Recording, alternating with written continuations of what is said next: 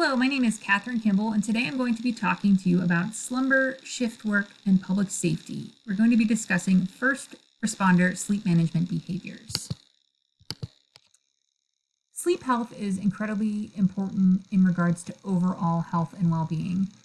Research has shown that sleep deficiency increases risks for a number of factors, including motor vehicle crashes, depression, diabetes, cancer, heart disease, substance abuse, and various neurocognitive disorders. So it definitely has an impact on overall health.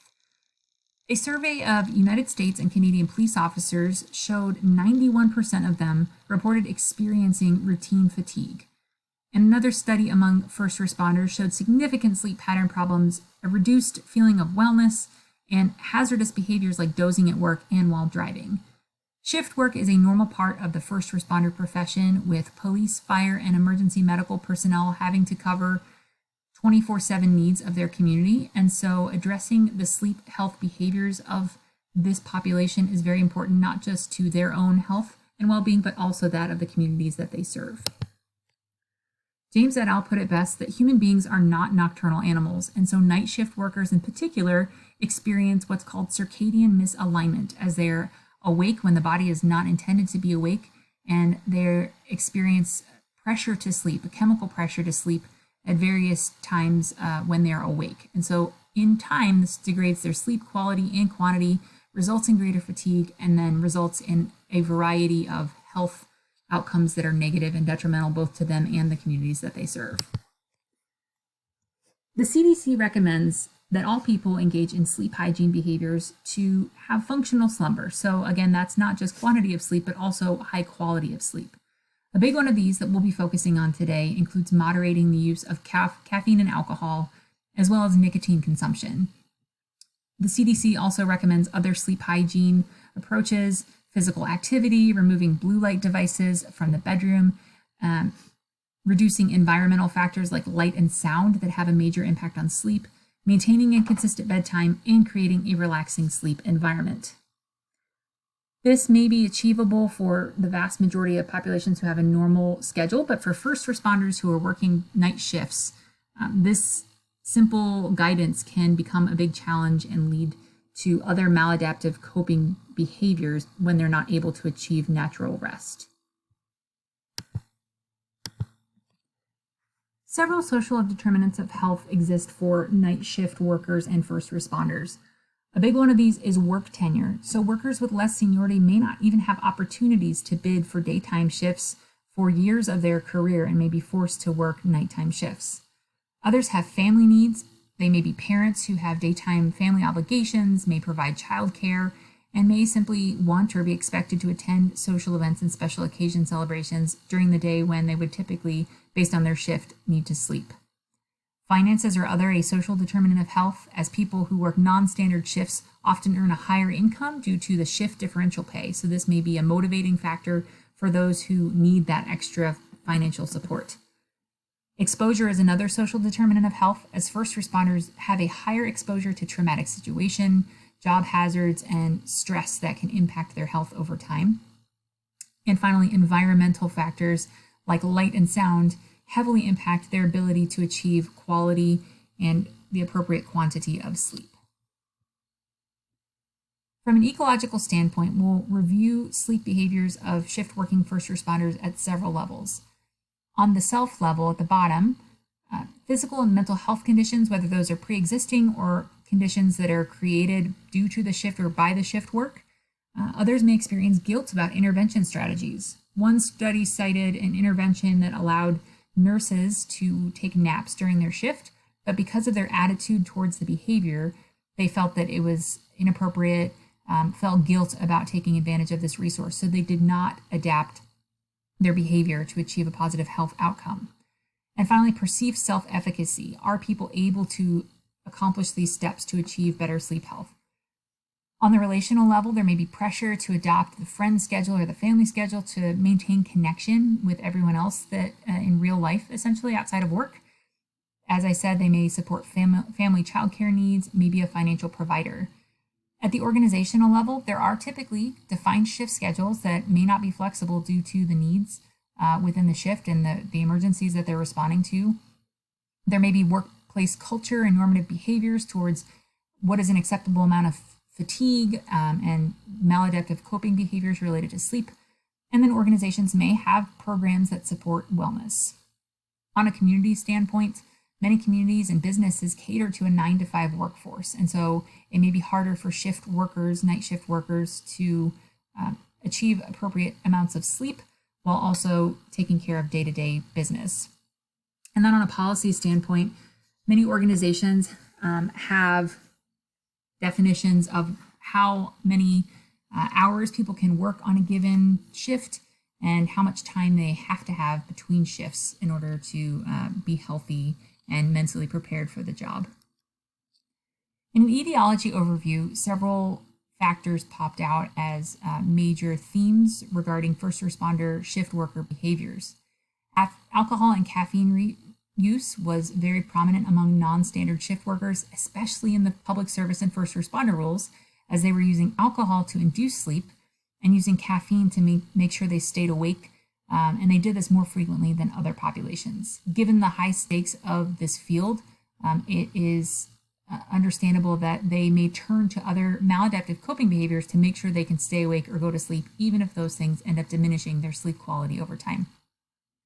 From a self-efficacy standpoint, many people cited that they may even understand the impact of sleep deficiencies, but they didn't feel like they could change the circumstances around it.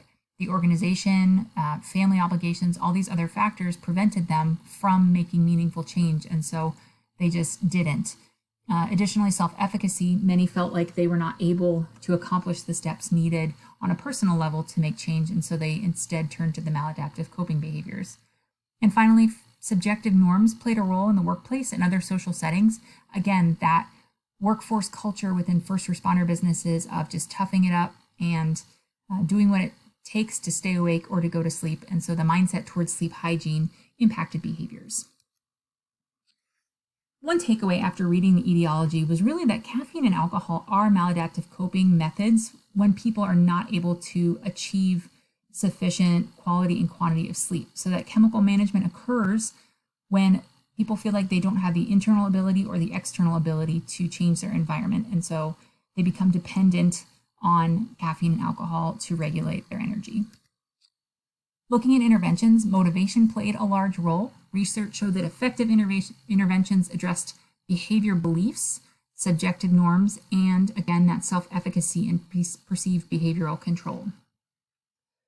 Message tailoring also came up as a theme in several interventions, where interventions that focused on people who perhaps had different stages of sleep readiness ended up being more effective. So perhaps the environment supported behavior change more for one individual or group of individuals.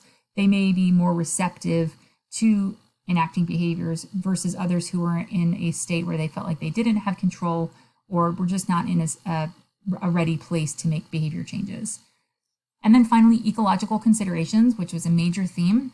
Since sleep is impacted by various personal, interpersonal, and social factors, successful interventions address sleep health at multiple levels. The core theories and constructs that I'm looking at for this project are the theory of planned behavior. So as I've discussed a couple times already, attitude towards the behaviors, subjective norms and culture that impact behaviors, and then inhibiting and facilitating factors play a large role. Self-efficacy, which is more of an internal focus and a belief in one's ability to actually perform a behavior themselves. And then perceived behavioral control, which is similar but not the same as self-efficacy because it focuses also on the external ability to change the environment and the environment's impact on someone's behavior. For intervention recommendations, I thought Wickwire et al. Had a great note about successful adaptation to shift work requires a lifestyle change. So it's not just about clinically improving sleep quality, but also improving quality of life. These are things that are going to be meaningful to those first responders and their families. And so looking holistically at changing sleep behaviors for this reason may influence behavior change. So for an intervention, I would recommend using an ecological approach to effectively impact behaviors by incorporating constructs from the theory of planned behavior. This can occur on several levels. At the self level, that involves not just educating about sleep hygiene, but also about the detrimental effects of caffeine and alcohol, which many people may be relying on solely to manage their energy. Building people's self-efficacy to employ very simple, easily accomplishable steps can help change that behavior. So things like stop consuming caffeine 6 hours before bed, avoid drinking alcohol 4 hours before bed, and then giving them other behaviors that they can perform would be a good way to help improve their ability to just make small changes. On the relational level, educating families is a big part of creating a support network where family and friends understand how much sleep the shift worker needs to get, when they need to get that, perhaps helping them understand that there needs to be childcare in place so that the shift worker can sleep if that is a feasible option for their family. And then they can start to plan their life and their routines that in such a way that incorporates the needs of that first responder rather than simply expecting the shift worker to adapt. This is an example from the International Association of Chiefs of Police that was a resource for families and showed them and illustrated why this is important. So this is an example of how that intervention piece might look at the relationship level. As an organization, creating a culture that prioritizes quality sleep as a health and safety need is very important and could help with outcomes.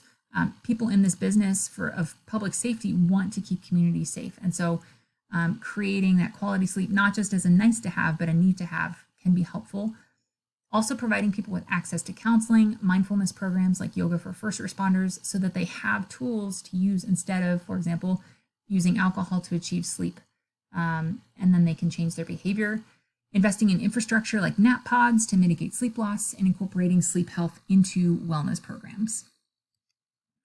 At a community level, providing more information about service providers and businesses that are available outside of typical daytime hours would not only help non-standard shift workers, but it could also help others outside of the first responder field who have a need as well in this space. And then finally, on a policy standpoint, ensuring that agencies develop policies that do limit that on-duty time and are very clear about the time people need between shifts to achieve rest, and then the maximum hours that can be worked at one time. As far as ethical and cultural considerations go, sleep deficiency has really harmful repercussions for people individually and poses significant dangers to those around them. So from an ethical standpoint, achieving quality sleep is an imperative. These risks are magnified when they're applied to first responder professions and people are responding to emergencies. So that further illustrates the need to incorporate an effective intervention like the one we've discussed. Interventions that fail to address the environmental impacts really do a disservice to shift workers who may want to improve their sleep quality and feel better, but they lack the tools and the ability to impact change. And so using the ecological framework, this suggested intervention will more effectively address barriers at multiple levels and prevent harm to individuals and those that they serve. Thank you for listening today. I hope you've taken away some good information and that the core constructs of the theory of planned behavior, self-efficacy, and perceived behavioral control through the ecological lens illustrate how an intervention of this matter could help first responders achieve better quality sleep by reducing caffeine and alcohol consumption and instead turning to other sleep hygiene behaviors. Thank you very much.